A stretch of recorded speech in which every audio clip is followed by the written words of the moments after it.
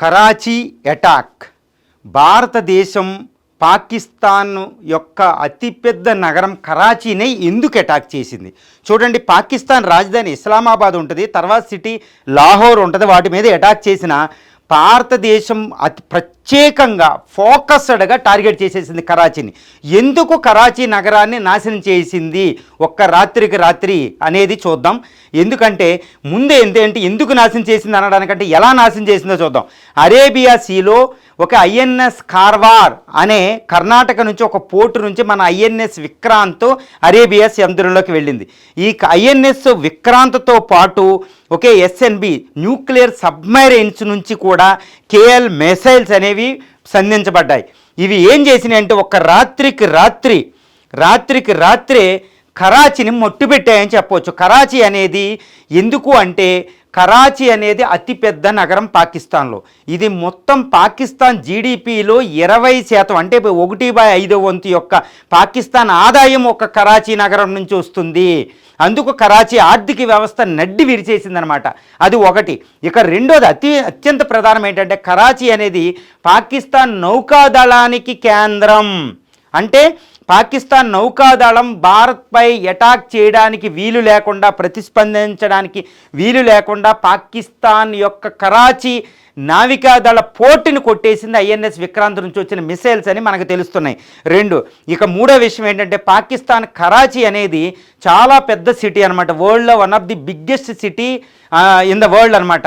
ఆ నగరాన్ని కొట్టేస్తే ఇంకా పాకిస్తాన్ అనేది అతలాకుతలం అయిపోతుంది. చూడండి, భారతదేశానికి ఆర్థిక రాజధాని ముంబై ఎలాగో పాకిస్తాన్ ఆర్థిక రాజధాని కరాచీ, ఓకే, దాన్ని కొట్టేశారు. ఫార్మర్ క్యాపిటల్, ఓకే, తీవ్రవాదుల స్థలాలు, దావుద్ ఇబ్రహీం లాంటివి.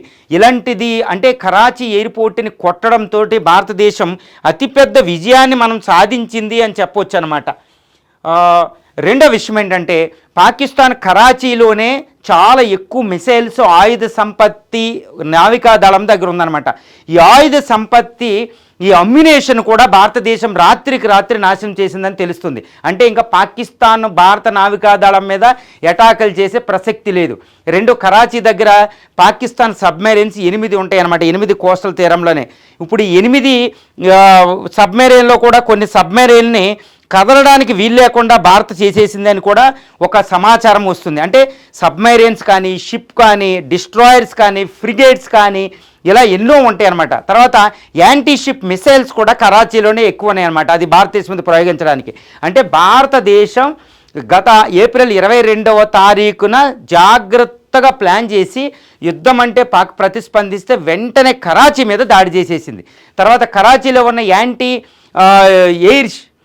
ఎయిర్ సిస్టమ్ కూడా నాశనం చేసింది. అంటే వాయు రక్షణ వ్యవస్థ కూడా కరాచీలో నాశనం చేయబడిందని తెలిసింది. అంటే ఇంకా భారత్ ఏంటంటే అరేబియా సీలో పాకిస్తాన్ని పూర్తిగా నౌకాదళ దిగ్బంధం చేసింది. పాకిస్తాన్కి ఇంకా ఎముకలు కీళ్ళు ఇరిగిపోయినాయి, ఇంకా అది ప్రతిస్పందించలేదు. ఈ విధంగా ఒక అద్భుత ప్రణాళికతో భారత్ మీకు కరాచీ మీద అటాక్ చేసిందని చెప్పవచ్చు. ఒకే ఒక్క రాత్రిలో కరాచీ నాశనం అంటే ప్రపంచం ఆశ్చర్యపోయిన పరిస్థితి. ఇక్కడ నుంచి పాకిస్తాను ఎగుమతులు దిగుమతులు కూడా కరాచీ పోర్టు నుంచి వెళ్ళవు. ఎందుకంటే కరాచీ అనేది 70%, పాకిస్తాన్ ఎగుమతి దిగుమతులు 70% కరాచీ మీద అవుతాయి. అంటే పాకిస్తాన్ ఇంకా ఎగుమతులు దిగుమతులు అవ్వవు. అంటే పాకిస్తాన్ ఆర్థిక వ్యవస్థ నడ్డి వీర్చాం, నౌకాదళాన్ని సర్వనాశనం చేసి ఇంకా ప్రతిస్పందించలేదు. ఇక లొంగడం ఒక్కటే పాకిస్తాన్కి మార్గంగా మనం చెప్పుకోవచ్చు.